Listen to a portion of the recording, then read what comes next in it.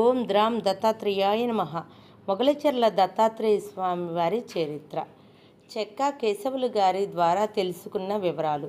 చెక్కా కేశవులు శెట్టి గారిని పద్మాసనం వేసి కూర్చోమని, కళ్ళు మూసుకొని కూర్చోమని, దేవి దర్శనానికి స్థిర చిత్తంతో ఉండమని చెప్పి స్వామివారు ధ్యాన సమాధి స్థితిలోనికి వెళ్ళిపోయారు.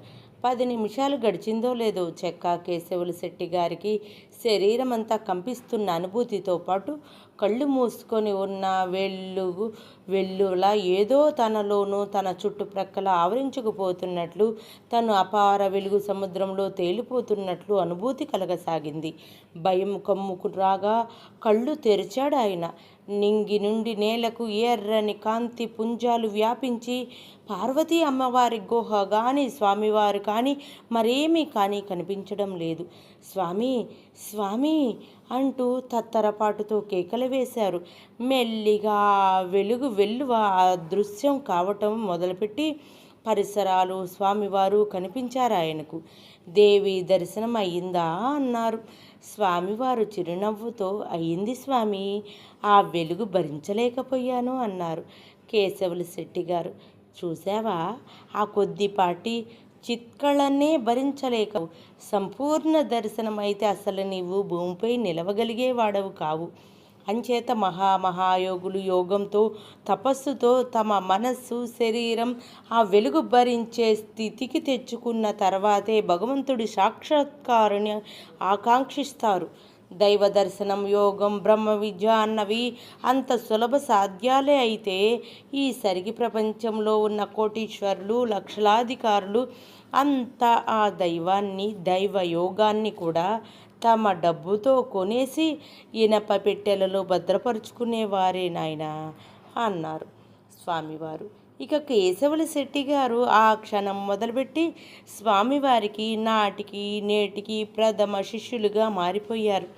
స్వామివారి ఆజ్ఞ ప్రకారం అందాక మాలకొండలో లక్ష్మీ నరసింహస్వామి ఆలయ గర్భగుడిలో గచ్చు లేక టెంకాయ నీళ్లు పాకుడుతో ఉంది. గర్భగుడి భాగాన్ని పాలిష్ రాయి పరిపించి అత్యంత సుందరంగా శుభ్రం తీర్చిదిద్దాడు. ఈ కార్యక్రమం కేశవులు శెట్టి గారు చేపట్టి పాలిష్ రాయి కొండపైకి కూలీల చేత మోయిస్తున్న సమయంలో మా దంపతులకు ఆయనకు పరిచయం కలిగింది. కేశవులు శెట్టి గారి ద్వారా స్వామివారికి సంబంధించిన మహా అద్భుతాలు పైవి విన్నాము. అలాగే కేశవులు శెట్టి గారింట్లో వారి తోడల్లుడు అయిన శ్రీ మెంటా మస్తాన్ గారింట్లో స్వామివారి కొంతకాలం ఉన్నారని, ఆ సమయంలోనే స్వామివారి యోగనిష్టలో ఉండేవారని, వారిని ఎలాగో ఒప్పించి ఒక ఫోటో తీశామని చెప్పారు. అంతేకాక తాను నాగార్జున సాగర్ కాల్వ వద్ద సుమారు ₹1,00,000 ఖరీదు చేసే 1.5 ఎకర స్థలం స్వామివారి ఆశ్రమానికి ఇవ్వదలచగా స్వామివారు తిరస్కరించారని చెప్పారు. కొండ క్రింద ఉన్న యాగంటి స్వామివారికి అప్పుడప్పుడు సామాన్లు తెచ్చిపెట్టే వృద్ధుడు గంగయ్య. మరెంతమందో ఇతరుల ద్వారా స్వామివారి పూర్వోత్తరాలు ఆయన కొండ వద్దకు రావటం లాంటివన్నీ విన్నాము. అప్పటికీ ఇప్పటికీ మహాభక్తుడు ప్రథముడు అయిన చెక్కా కేశవుల గారికి దేవి దర్శనం చేయించి ధన్యుడిగా మార్చిన స్వామివారు కేశవులు శెట్టి గారు సంతోషంగా ఇస్తామన్న భూమిని పరిగ్రహించక తిరస్కరించిన స్వామివారు ఈ కొండపై మరేదో దైవంగా వెలుగుతున్న స్వామివారు ఈయన శేష తపస్సు సాగటానికి భూమి ఎందుకు అడుగుతున్నారు? ముఖ్యంగా మమ్మల్ని ఎందుకు అడుగుతున్నారు?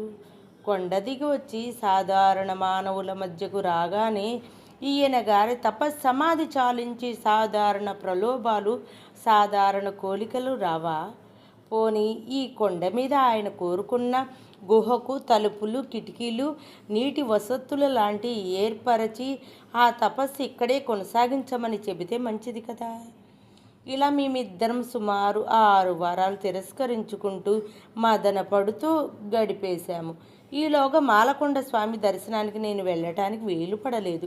శ్రీవారు మాత్రం వెళ్ళి వస్తూ రోడ్డు పని చూచుకుంటూ శ్రీ బాట్టం శ్రీరామ్మూర్తి గారు, అంటే అప్పట్లో ఆయన సోషల్ వెల్ఫేర్ మినిస్టర్గా ఉండేవారు, శ్రీ ఆనం వెంకటరెడ్డి గారు, మరికొంతమంది ప్రముఖులను స్వామివారి దర్శనార్థం ఇతర పనుల మీద ఆ ప్రాంతం రావటం వల్ల కొండకు పిలుచుకు వస్తే స్వామివారి దర్శనం కాలేదు.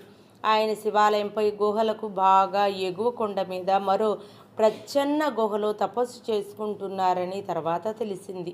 అదీగాక ఎందరో ప్రముఖులు మీ దర్శనార్థం వస్తే మీరు కనిపించలేదు స్వామి అని శ్రీవారు అంటే నన్ను ఇలా ప్రదర్శన వస్తువుగా పెట్టాలనుకుంటున్నారా?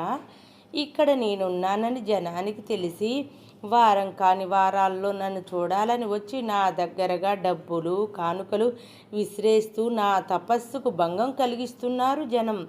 శ్రీ మాల్యాద్రిలక్ష్మీ నరసింహస్వామి కొండ నియమావళికి విరుద్ధంగా జనం నా కోసం వారం కాని వారంలో రావటము నాకు బాధ కలిగిస్తున్నది. అంచేతనే నేను నా కొండ వదిలి నా శేష తపస్సుకు మరో ప్రదేశం ఎన్నుకోదలిచాను. అందుకే మిమ్మల్ని స్థలం అడిగాను. మీరు చెప్పినట్లు ఈ కొండ గుహకు తలుపులు కిటికీలు అమర్చినందువలన నా సమస్య తీరదు సరికదా, మరింత జటిలమవుతుంది అని చెప్పారట. శ్రీవారు నాతో ఈ విషయాన్ని చెప్పారు. ఇంటికి వచ్చిన సమయంలోనే ఒక అద్భుతం జరిగింది. హైదరాబాదులో డిగ్రీ చదువుకుంటున్న మా బావ అంటే శ్రీ పవని మనోహరరావు గారు, joint director survey and land recorder గారి కుమారి మా వద్దకు వచ్చి సెలవులకు ఆ అమ్మాయి మాలకొండ చూడటానికి స్వామివారిని దర్శించటానికి ఇష్టపడగా తన సహజ సమకాలీన సామాజిక ప్రభావం వలన ఈ దేవుళ్ళు స్వాములు అంతా ఏదో ఒక గారడి అని వాదించసాగింది.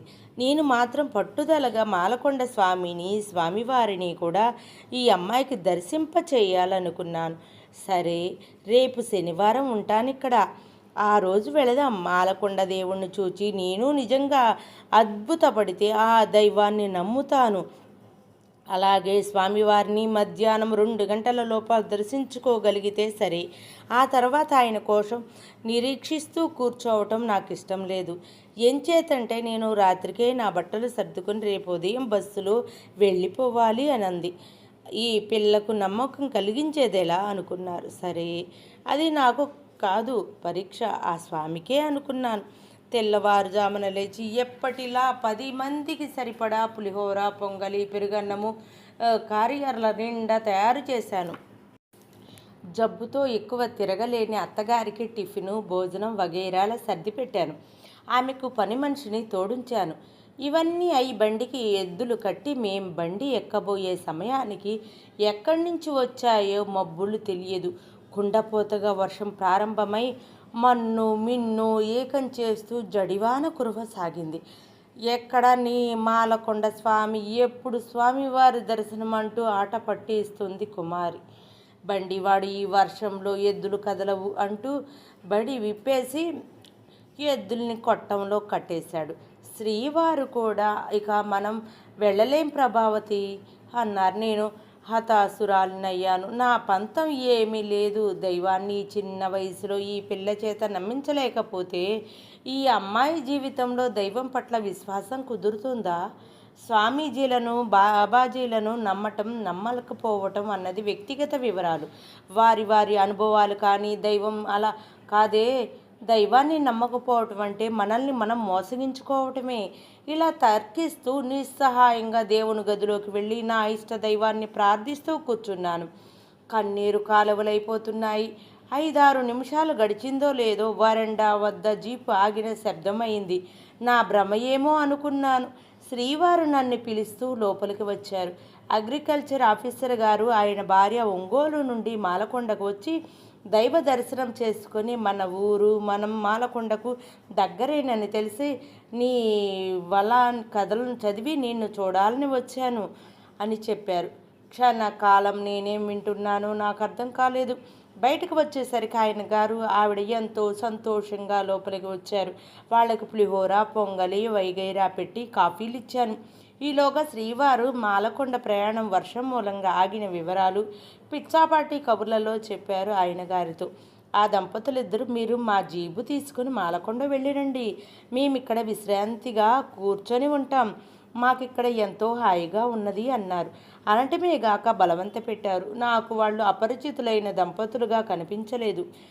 సాక్షాత్తు మాలకొండ స్వామి అలా జీపు తీసుకొని లక్ష్మీ సమేతంగా వచ్చాడని, ఆహ్వానిస్తున్నాడని అనిపించింది. వెంటనే నేను శ్రీవారు కుమారి జీబులో మాలకొండ వెళ్ళాం. మెట్ల మీదుగా నడిచాం. పైనుండి షవర్లా వర్షం కొండ మీద నుండి జల జల పారుతూ కాళ్ల మీదుగా పారిపోతున్న నీరు ఆకుపచ్చని ముఖముల్ మేలి ముసుగు ధరించినట్లుగా పచ్చని చెట్లతో కొండ ముఖాన్ని స్పృశిస్తూ వెళ్తున్న మేఘాలు. ఈ సుందర దృశ్యం ముందెన్నడూ మేము ఎరుగనిది, చూడనిది, అనుభవించనిది. కుమారి నిశ్చేష్టురాలయ్యింది. ఆనందంతో పరవశించిపోయింది. నగర జీవితంలో ఆ పిల్ల ఏనాడు కని విని ఎరుగని మహా అద్భుతం చూస్తూ, చిన్నానా, పిన్నమ్మ, నిజంగా మీరు చెప్పిన దైవం ఉన్నాడు. నేను క్షణాన చూస్తున్నాను. ఈ మహా అద్భుతంతో దైవం ఉనికి గుర్తించాను అంది. ఆనంద పార్వశ్యంతో లక్ష్మీ నరసింహస్వామిని దర్శించాను. కోటి వెన్నెలల వెలుగుల చిరునవ్వుతో ఆశీర్వదించాడు. అమ్మవారిని దర్శించాము. ముగ్గురం దిగి వస్తున్నాము. మరలా ఇక స్వామివారిని దర్శించాలి అంది కుమారి. ఇది అసాధ్యమమ్మా, ఆయన ఈ టైంలో దిగిరారు. ఆ పొయ్యి కొండ గుహల్లోకి ఈ వర్షంలో మనం వెళ్ళలేము. కొండబండలు రాళ్ళు జారుతున్నాయి అన్నారు శ్రీవారు. ఇంత మహా అద్భుతం చేసిన స్వామి మరో అద్భుతం చేయబోతున్నారని మాకు ఆ క్షణంలో తెలియలేదు. మేము శివాలయంలో ప్రవేశించేసరికి స్వామివారు సరిగ్గా పై గుహలో నుంచి దిగివచ్చి తన జటాజూటాన్ని నీళ్లు పిండుకుంటూ మమ్మల్ని చూచి, రండి రండి, పై గుహలో తపస్సమాధిలో ఉండగా మీరొచ్చారని అంతర్వాణి చెప్పింది. 6 వారాలు అయింది అమ్మగారు. మీరు నేను ముగ్గురం కూర్చొని మాట్లాడుకొని దిగి వచ్చేసాను. కూర్చోండి. ఈ అమ్మాయి ఎవరు? స్థల నిర్ణయం చేశారా అంటూ ప్రశ్నల వర్షం కురిపించారు. హవాక్కైపోయాము. వర్షానికి తడిసి నీళ్లు కారుతున్న జటాజోటం గంగా అవతరణ సమయంలో ఈశ్వర జటాజోటంలా ఉంది. దిగంబరంగా ఉన్న అజానుబాహు శరీరం మీద వర్ష బిందువులు మెరుస్తూ సాక్షాత్తు పరమశివుడు గౌరంగాగుడు బోళాశంకరుడు ప్రత్యక్షమై కుశల ప్రశ్నలు వేస్తున్నట్లున్నది. ఈ అనుభూతి కుమారికి కలిగిన సాష్టాంగపడి మ్రొక్కింది స్వామివారికి. 1 గంట కూర్చున్న మాతో పాటు మేం పట్టుకు వెళ్ళిన పెరుగన్నం స్వామివారు తీసుకున్నారు కొద్దిగా. మరో వారం రండి, స్థిమితముగా మాట్లాడుకుందాం అన్నారు స్వామివారు. సెలవు తీసుకుని మరలా కొండ దిగి జీబులో వచ్చాము ఇంటికి. త్రోవ పొడుగుంతారి దైవ మహిమ గురించి ఎక్సైట్మెంట్తో మాట్లాడి చివరగా, చిన్నానా, పిన్నమ్మ, ఇక మీరెలా చెబితే అలా వింటాను. నా వివాహ విషయంలో అంది. అది మహా అద్భుతమైన దైవలీల అనుకున్నాం. ఇంటికి వచ్చే ఆఫీసర్ గారిని ఆమెను సగౌరవంగా పంపాము. ఓం ద్రాం దత్తాత్రేయాయ నమః.